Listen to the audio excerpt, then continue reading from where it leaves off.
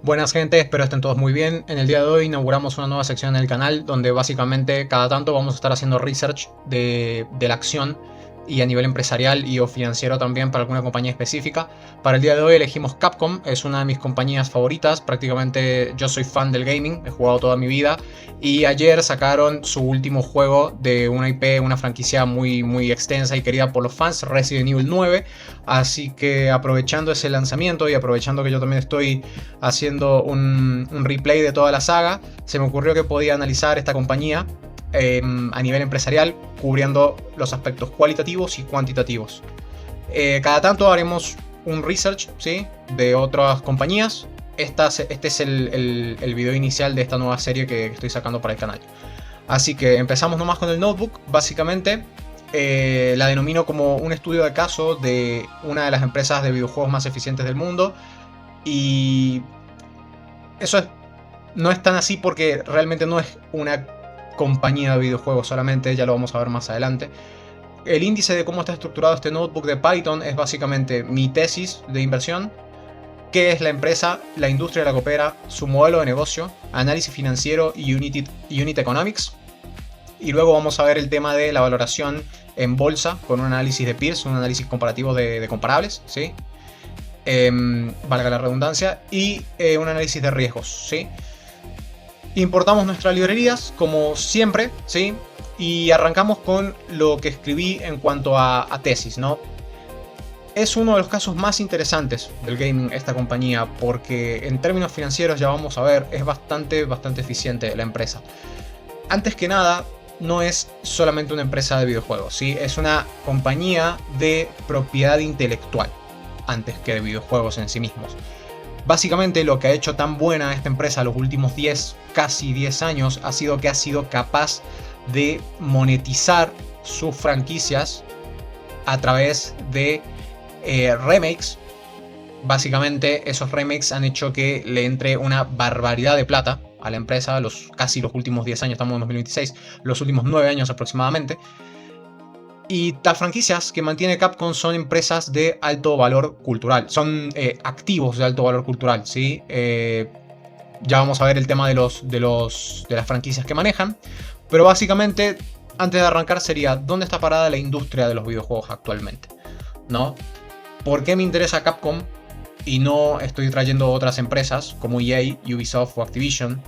No porque sean malas per se, sino porque Capcom tiene un mod, tiene ciertas ventajas competitivas que por ahí estas otras empresas no tienen. Y actualmente, ¿qué es lo que pasa con la industria de los videojuegos? En la industria de videojuegos actualmente hay un problema grande de inflación de costos.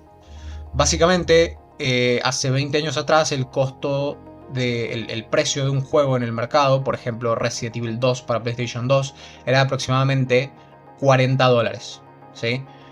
Al día de la fecha, Resident Evil 9 se vende en $60 en su edición de lujo. Eso es el precio que vi antes de ayer en Steam, no sé si lo habrán actualizado, pero el precio de la industria actualmente está en 70, ¿sí? Un juego de PlayStation 5, por ejemplo, se vende en $70. Pero ¿cuál es el problema? Los costos de la industria han crecido de manera exponencial prácticamente. Los costos literalmente han crecido por 100, mientras que el precio prácticamente no se ha movido, ¿sí? Las fuentes de todos estos datos están acá señaladas, luego en el notebook cuando lo descarguen del repo lo van a ver tranquilos. Pero básicamente es claramente un problema, es una crisis de márgenes. Si los costos aumentan por 100 pero el precio de venta no se ha movido lo suficiente, la realidad es que aparece una problemática que cada empresa tiene que resolver a su manera. Y la forma en la que Capcom lo resolvió los últimos 9 años es bastante interesante. Pero ¿quién es Capcom? ¿Quién es? Capcom es una compañía fundada en Japón, 1980 aproximadamente. El fundador es Kenzo Sugimoto, pero actualmente el CEO actual es Haruhiro, ¿sí? Es el hijo de Kenzo. La compañía opera en Osaka y el ticker es 9697.T. Esa es la forma en la que se etiqueta una compañía que cotiza en bolsa en el Tokyo Stock Exchange, ¿sí? Compañía realmente espectacular, compañía para los más antiguos gamers, compañía fundadora de franquicias como Street Fighter, franquicias como Mega Man, son juegos que salieron primero para arcade, en las máquinas gigantescas esas, donde jugabas con fichitas y botones, ¿sí? Yo de chico muchísimos recuerdos tengo de jugar a Mega Man, jugar Street Fighter 2 específicamente. Creadora de un género llamado Survival Horror, es decir, terror de sobrevivientes.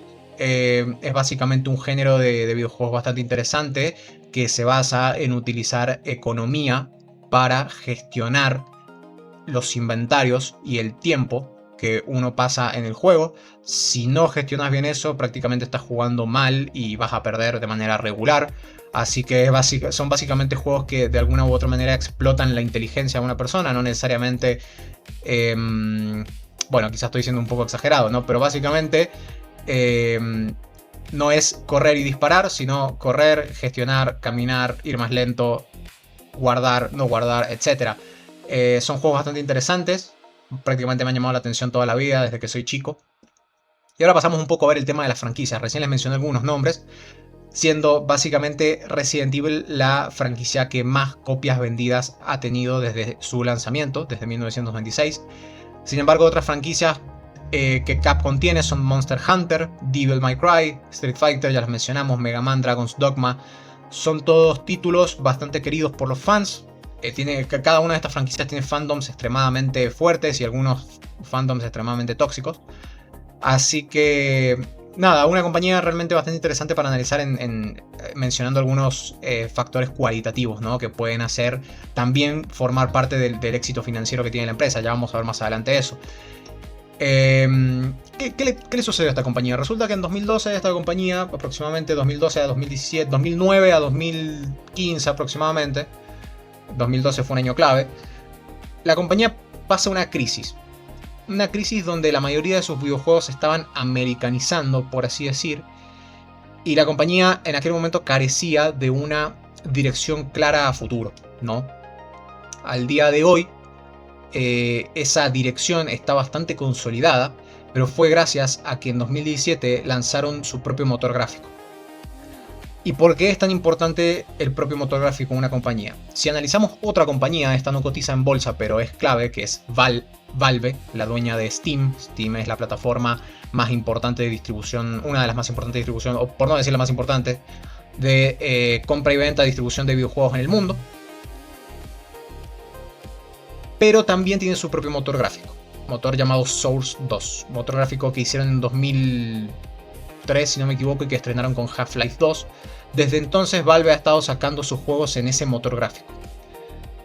Ahora aplicamos ese mismo caso al motor gráfico de Capcom, llamado RE Engine, ¿sí? ¿Por qué es tan importante que una compañía de videojuegos tenga su propio motor gráfico? Porque básicamente le permite reutilizar assets en cada uno de los juegos subsiguientes que la compañía va a sacar. Básicamente, al tener un solo modelo de motor gráfico, no tiene que depender de alguna u otra compañía que provea el motor, y puede lanzar juegos viejos, remakes o nuevas IPs. IP sería una nueva idea original creada para un nuevo título en ese mismo motor, ¿sí? Un solo motor alberga toda esa cantidad de videojuegos. ¿Dónde se estrena ese motor? En Resident Evil 7, que es un juego bastante interesante porque vuelve a las bases de la saga, vuelve al survival horror, vuelve al terror, en una época en la que la compañía, como bien mencioné hace un rato, estaba estancada, con juegos que parecían que no tenían realmente una gran dirección, con la industria, con el fandom de sus títulos divididos, etc. Entonces, el motor gráfico les dio prácticamente la oportunidad de amortizar el costo de los videojuegos de una manera más eficiente, y el costo de tener su propio motor gráfico a la vez se distribuye entre todos los títulos que la franquicia saca, ¿no? Entonces, vemos a priori que fue una decisión brutal, no solo por eso, sino porque el motor es un motor de gráficas hiperrealistas. Es decir, que la cara de los personajes, se graba la captura de movimiento y la cara de los personajes, y se trata de hacer todo de una forma lo más realista posible, ¿no? Algo que Capcom no tenía antes. Antes, los juegos que hacían eran básicamente A ver, lo reformulamos un poco. Hoy en día se parecen más a la cara de una persona, ¿sí? De hecho, son así porque se utilizan actores de cara real, ¿sí? Face actors llamados, face models. y antes no. Entonces antes los personajes tenían como un aspecto más caricaturesco, si se quiere, no tanto, más de manga, más de anime, una cosa así, ¿no?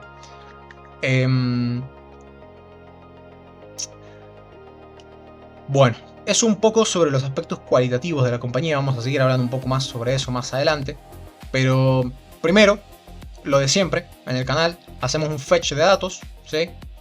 Un ETL, para traer los datos que más vamos a estar necesitando, ¿sí? Los datos originalmente están en yenes, ¿sí? Salvo los tickers de las comparables. Así que los he transformado a dólar estadounidense haciendo una conversión con el tipo de cambio, ¿sí? El ROA y el ROE no me los traía al principio porque aparentemente no estaban disponibles en iFinance, pero los calculé de nuevo utilizando un pequeño cálculo por el tipo de cambio, y básicamente eso me permite traer el ROA y el ROE de la compañía. Un ROE de 28%, un retorno sobre el capital de los accionistas del 28% y un retorno sobre los activos del 20%, ¿sí? Así que bueno, recién hablamos un poco de la industria, habíamos dicho que los costos vienen en escala creciente, pero falta mencionar algo importante y son las estimaciones de crecimiento de la industria del gaming. Y actualmente el gaming duplica el cine. Si el cine produce 100 billones, 100 billions, el gaming está produciendo 200. Eso es porque prácticamente la industria en sí mismo se está moviendo hacia juegos que se perpetúen en el tiempo y no como eran antes, que simplemente lo comprabas, lo terminabas, lo platinabas y listo. Y lo dejabas ahí como si fuera un disco de alguna de tus bandas favoritas. De hecho, una de mis bandas favoritas es Megadeth. Yo tengo un par de discos de Megadeth en físico, ¿sí? Más allá de que hoy en día tengo Spotify. Y vos decís, ¿para qué querés los discos físicos? Y nada, los tengo ahí porque sí, porque es como tener un libro, qué sé yo. Entonces, básicamente eso, ¿no? Y se estima que para 2027 la industria, ya lo vamos a ver en un gráfico, pero se estima que va a crecer a 300 billones de dólares, ¿no? O sea, realmente es una industria grandísima. Pero no es todo color de rosas, porque los juegos, habíamos dicho que los costos se habían disparado, específicamente los costos de los juegos AAA. ¿Qué es un juego AAA? Un juego AAA es un videojuego de gran envergadura, ¿sí? Un juego AAA es GTA 6, ¿sí? Un juego AAA es God of War, ¿sí? Son grandes esperas por las personas que compran videojuegos y son juegos que cuestan muchísimo de producir.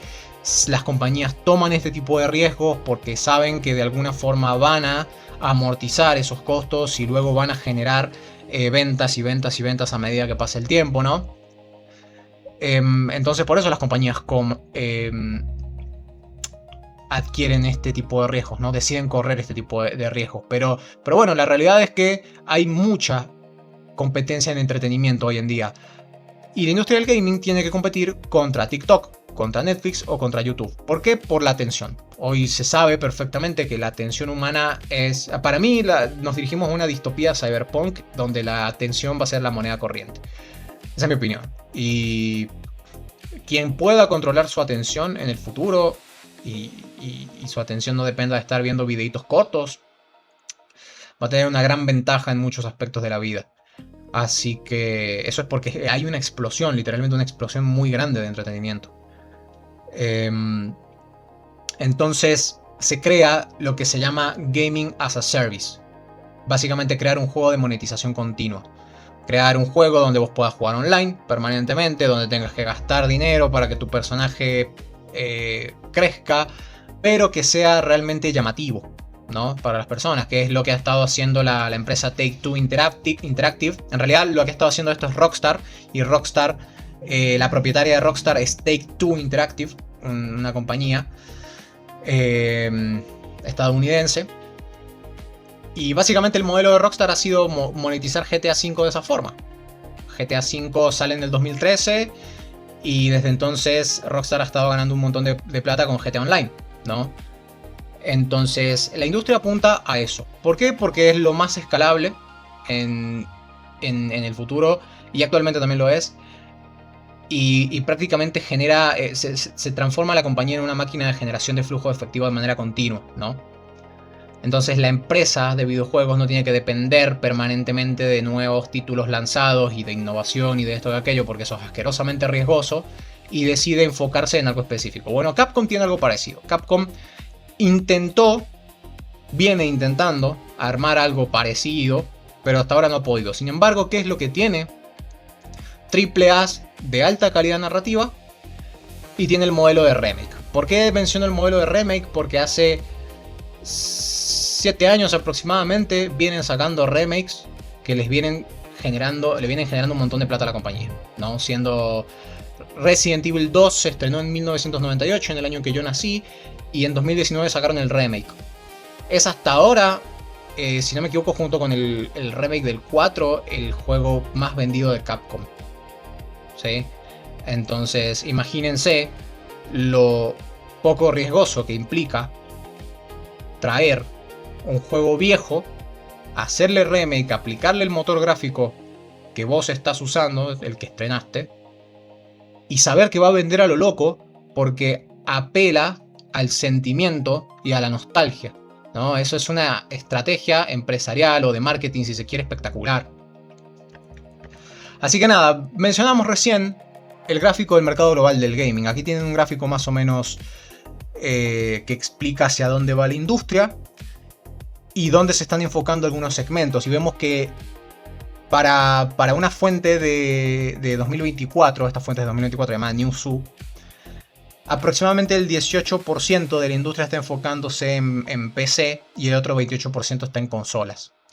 Cuando la mitad está en mobile. Esto es interesante porque hoy en día hay muchos pibes que les gusta, compran un teléfono, compran un mando para el teléfono, lo ponen y se ponen a jugar, juegan. Entonces el segmento mobile está creciendo bastante. Entonces, ¿cómo gana guita Capcom? Capcom, como bien habíamos dicho, monetiza franquicias viejas, franquicias de propiedad intelectual que han generado ingresos a lo largo de más de 25 años. Literalmente, más de 25 años. ¿Qué es lo que le genera? ¿Cuáles son sus motores? ¿Qué es lo que le hace generar guita? Si Capcom saca nuevos lanzamientos como el de ayer, Resident Evil 9, se asegura durante los primeros 12 meses un ingreso de entre 70 y 80 dólares, ¿no? Cuyo margen ya lo vamos a ver desagregado poco. A eso le tenés que quitar el costo de lo que te cobra la plataforma de distribución, Epic, Steam, PlayStation, que te cobran aproximadamente un 30%. Ese 30% puede ser más o puede ser menos, dependiendo de qué tanto la empresa distribuidora decida cobrarte por expandirte a través de ella. Y luego tenemos el back catalog. Esto es lo que les mencionaba recién. El back catalog es... Yo saqué el remake del Resident Evil 2 en 2019 y hoy estamos en 2026. Los costos del juego ya se amortizaron hace rato. El CAPEX, el Capital Expenditure del videojuego ya se amortizaron hace rato, ¿sí? Pero ¿qué pasa? El juego se sigue vendiendo actualmente en 30 dólares. A eso obviamente tendrías que desagregarlo por la cantidad de descuentos que las plataformas hacen. Por ahí hay personas que compran en épocas donde hay descuentos y otras no importa. El asunto es que el juego se sigue vendiendo en 30 dólares, 15 dólares, 20 dólares, ¿no? ¿Qué sucede con eso? Si los gastos de capital ya están amortizados, prácticamente esa guita nueva que alguien como yo, si yo ahora voy y compro en Steam un juego de hace 7 años con costos ya amortizados, le estoy prácticamente generando ingresos marginales a la empresa sin costos marginales. A eso me refiero, ¿no? Entonces, eso es un ingreso limpio que tiene la compañía. ¿Qué otro motor tiene? Contenido post lanzamiento. Una de las cosas que les gusta trabajar a esta compañía es el tema de los trajes. Le gusta vender DLCs, expansiones, pases de temporada, trajes, cuchillos, skins, lo que sea. Entonces, la gente, los completionistas, yo por lo general no, pero los completionistas les gusta comprar ese tipo de contenido y eso les genera es otro motor de ingresos para la compañía, ¿no? Entonces, el 50% de las ventas de la empresa vinieron de back catalog. Y es muy interesante el back catalog, porque ojo, porque es un motor que no funciona en todas las compañías. Vos podés tener un juego que lanzaste hace 7 años, pero el mundo ya se olvidó de él. Capcom no tiene eso. Capcom tiene juegos que saca hace 7 años, pero el mundo hasta el día de hoy no se olvida de él.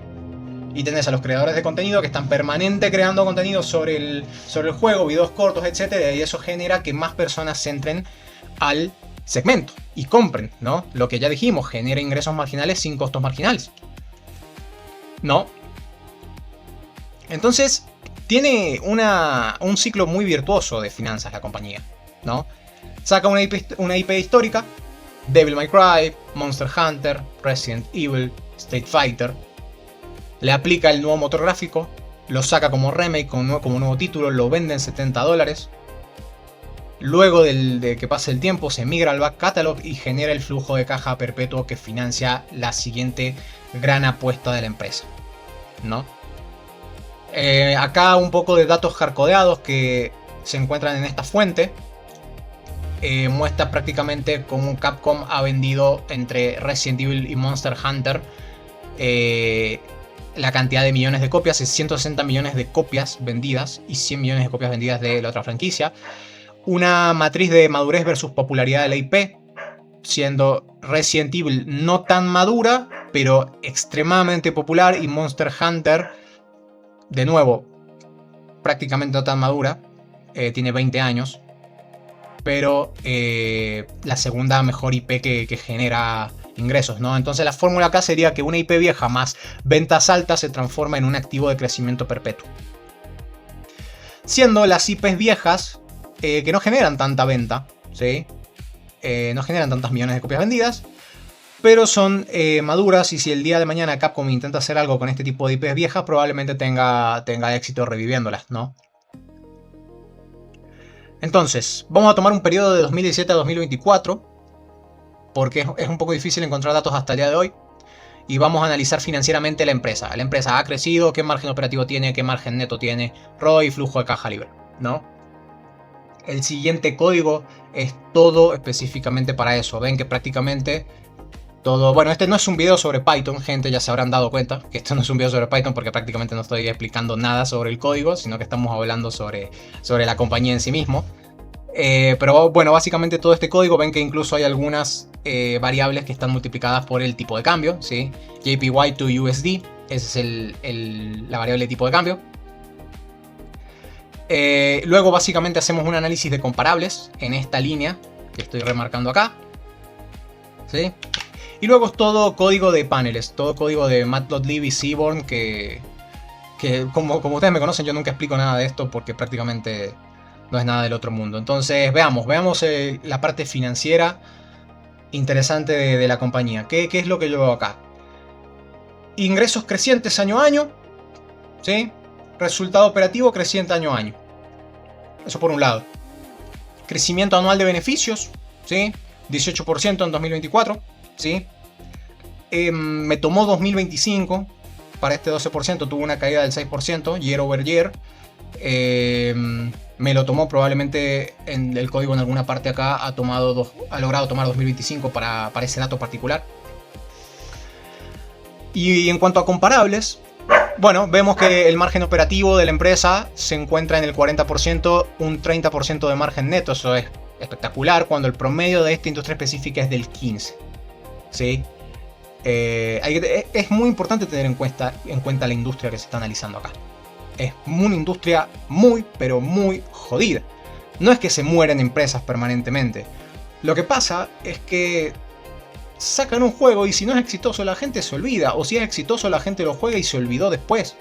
Lo que hace Capcom es muy interesante, saca juegos que la gente perpetúa su gameplay en el paso del tiempo. Eso es algo que está buenísimo. No todas las compañías logran una cosa así, ¿no? Ubisoft, por ejemplo, viene intentando salvar la franquicia Assassin's Creed hace como 10 años y no lo logra, porque esa franquicia tiene su respectivo fandom y lo respeto, pero esa franquicia no aporta nada nuevo hace años. No innova con nada hace años. Es más, yo jugué del 1 al 3 nada más y de ahí no me acuerdo más. Nintendo está más enfocada en su hardware propio, en la venta de sus propias consolas. Nintendo sigue generando guita con Mario, por ejemplo. Square Enix es una compañía que se enfoca mucho, es la compañía creadora del Final Fantasy, un juego muy muy clásico y espectacular que viene desde la época de PlayStation 1, ¿sí?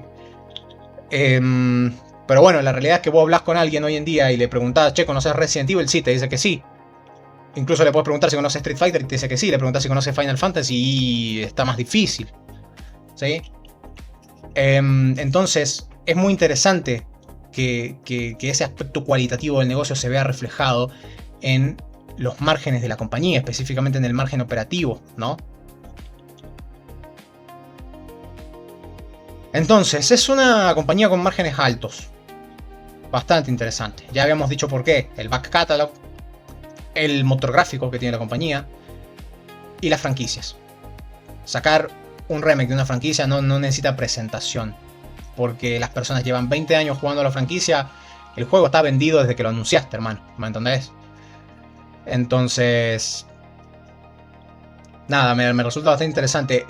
Esta parte ya es para ver el precio de la acción, ¿sí? Ya estamos llegando a la parte de ver qué es lo que pasa a la compañía en términos bursátiles. Vemos que la compañía en términos bursátiles ha crecido de manera espectacular, ¿sí? Ha tenido un buen crecimiento, si bien de mediados de 2025 hasta ahora ha tenido una caída que pareciera una pequeña corrección. No soy analista técnico, aclaro, yo no hago análisis técnico, pero aparece estar en una tendencia bajista a modo de corrección, con un repunte en las últimas fechas, ¿sí? Y una comparación relativa con las demás compañías. Esto está escalado, ¿sí? Esto está escalado, así que en este caso no importa la moneda, pero está escalado.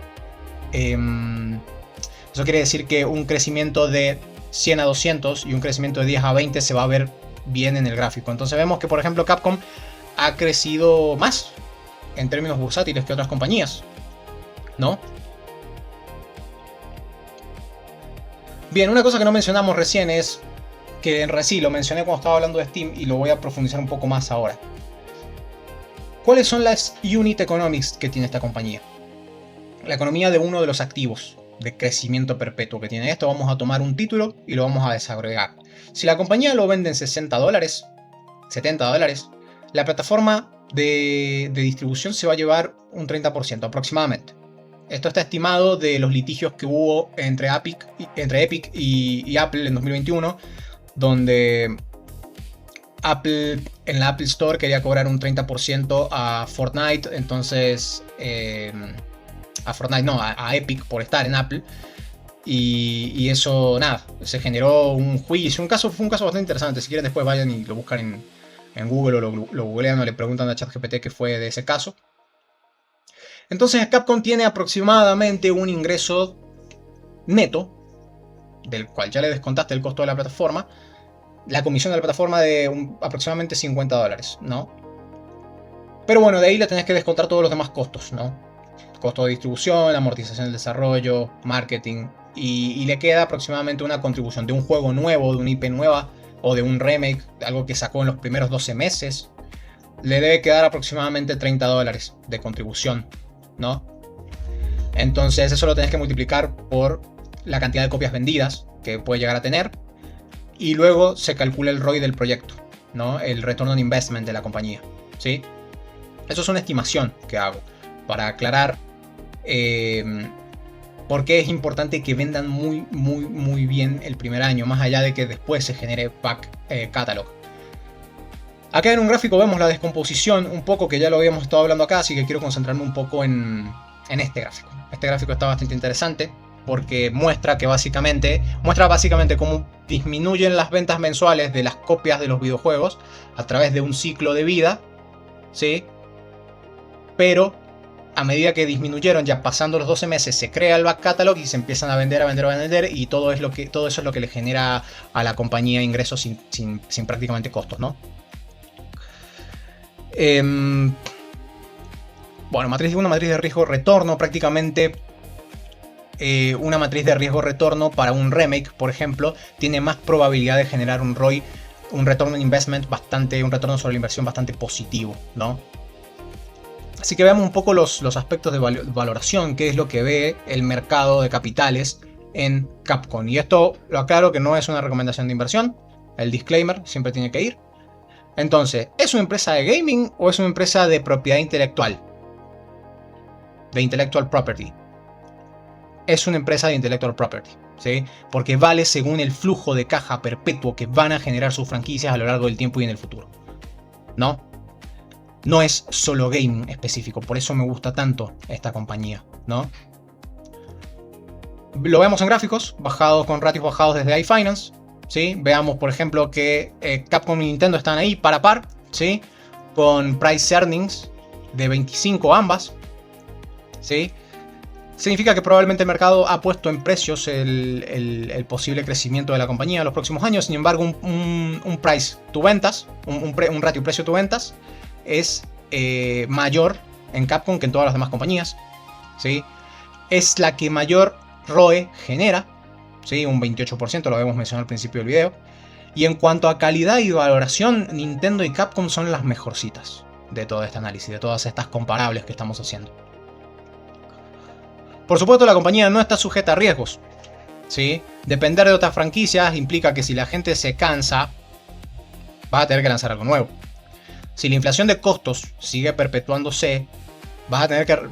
El desafío de hacer un juego nuevo implica más dinero invertido, ¿sí? Y de alguna forma los precios de los videojuegos van a tender a subir para amortizar mejor este tipo de costos. Creo que se viene la era pronto de los juegos de $100, no hay de otro. A ver, los mismos números te lo dicen, ¿sí? Lo que pasa es que, bueno, hay resistencia por parte de los gamers a comprar un juego de $100. Pero la realidad es que es una industria a la que come muchísima gente. Y más allá de que ganen guita o no, la compañía tiene que ganar guita para subsistir. No hay de otra, y tiene que seguir generando ingresos para los accionistas. Eso es el principio clave de las finanzas. Entonces, si te están vendiendo un título espectacular, bien hecho, con pasión, compralo. Pagá el precio que tengas que pagar. Que la mayoría de la gente lo hace. Entonces, nada, es un riesgo la inflación de costos. Hay que ver cómo va a impactar la IA generativa en todo esto. Si el día de mañana, si dentro de los próximos 5 años se está haciendo videojuegos, claramente ya se está usando para aspectos del código, para aspectos de... No sé si aspectos de la infraestructura, servidores y ese tipo de cosas, pero sí para aspectos de código o automatización de algún tipo de tareas que requieran modelado de gráficos y ese tipo de cosas. Entonces, más allá de eso, yo no sé qué es lo que puede llegar a causar. Hace un tiempo hubieron despidos graves en esta industria. ¿Y por qué traigo a flote el tema de los despidos? Porque hoy vi, por ejemplo, una noticia que Jack Dorsey, el CEO de Twitter, había sacado, había echado al 40% de la plantilla de Block, de la planta, ¿no? De 10.000 empleados que tenía la compañía, echó 4.000. Dijo que no era porque la compañía estuviera yendo mal, de hecho la compañía está yendo excelente. Dijo que era porque la verdad que la IA ha hecho un cambio grande en productividad. Así que hay que ver cómo impacta. Financieramente, Block subió como un 25% en la bolsa. Así que financieramente, o sea, en cuanto a precio de mercado, no quiero decirlo de esta forma, pero parece que echar gente, dejar gente sin laburo, te hace subir el precio de la acción. Tiene sentido porque ceteris paribus son menos costos laborales. Así que... y más si eso lo perpetúas con la narrativa de la IA. Así que hay que ver cómo va a impactar la IA en este aspecto. Y esto lo quiero también resaltar porque pequeños estudios van a empezar a competir, ¿sí? Y van a empezar a surgir estudios que en algún momento, con el pasar de los años, van a realmente llegar a ser grandes y competir contra las grandes. Es lo común, ese es el proceso de destrucción creativa de la economía en general, de la economía capitalista. Riesgo de tipo de cambio, sí puede haber un posible debilitamiento un posible fortalecimiento del yen, ¿sí? Podría ser un riesgo para la compañía. Así que sí, bueno, básicamente. Así que veamos un poco el mapa de riesgos, ¿no? Todo eso que mencionamos actualmente lo vemos en un mapa de riesgos de la empresa, ¿sí? Todo esto es nuevamente ya aspecto cualitativo. Así que acá dice R9, rumor esperado, porque la realidad es que tengo este notebook armado hace ya bastante tiempo. Solo que lo pulí hace poco y estuve investigando, vi una carpeta de lo que tenía, dije, mira, tengo este análisis hecho hace un tiempo, bueno, es hora de armar algo nuevo en el canal con esto y y no lo corregí, pero bueno, ese gráfico después lo debo corregir. Así que nada, conclusión, es una empresa espectacular. No es solo porque a mí me gusta, sino que literalmente los datos lo dicen. Vemos que no está sujeta a riesgos. Hay cosas que le podrían pasar a la empresa si no hace las cosas bien en los próximos años, ¿sí? Me parece que a mí personalmente no recomiendo nada. Es una empresa que sí me gustaría tener en el portfolio, en la cartera, ¿sí? Luego yo después optimizaría la cartera y me fijaría qué porcentaje le asigno. Pero a priori es una compañía que me gusta bastante. Y depende, si utilizo optimización histórica, viendo que la compañía ha rendido bien en bolsa los últimos años, es posible que le asigne un buen porcentaje. Lo cual no es ni bueno ni mal, hay que tener cuidado nada más. Así que... Bueno, una pregunta final que está interesante. Si el modelo de Capcom es tan bueno, ¿por qué no todos lo copian? Y porque no tenés lo que tiene Capcom, no tenés ese MOAT. Has creado franquicias desde hace ya 30, 40 años. ¿Me entendés? Has ido cultivando cada uno de esas propiedades intelectuales, ¿no? Si hoy en día las podés explotar financieramente, bueno, eso significa el largo plazo haciendo su deber, ¿no? Bueno, un pequeño dashboard a lo BI con los respectivos KPIs a monitorear de la compañía. Crecimiento del beneficio. El gráfico araña es el más interesante de todo porque es una compañía bastante equilibrada, ¿no? Tanto en ventajas competitivas, en crecimiento, en la calidad de su propiedad intelectual, en sus márgenes, balance. Es como... ¡Wow! Es realmente un lindo caso. Es realmente un lindo caso de estudio. Me gustó mucho hacer esto. Como bien han visto que Python no ha sido el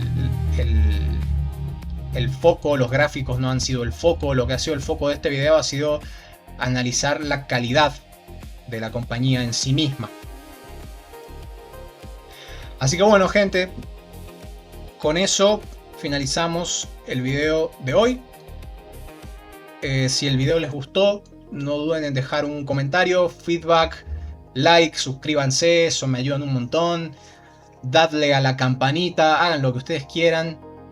Pero si esto les gustó, si les gustaría seguir viendo algo como este estilo, research de compañías de este estilo, no duden en decírmelo.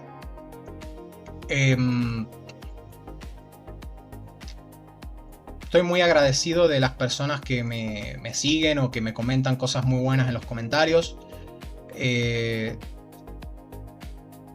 Así que nada, eso, quería agradecerles la buena onda de todos hasta aquí.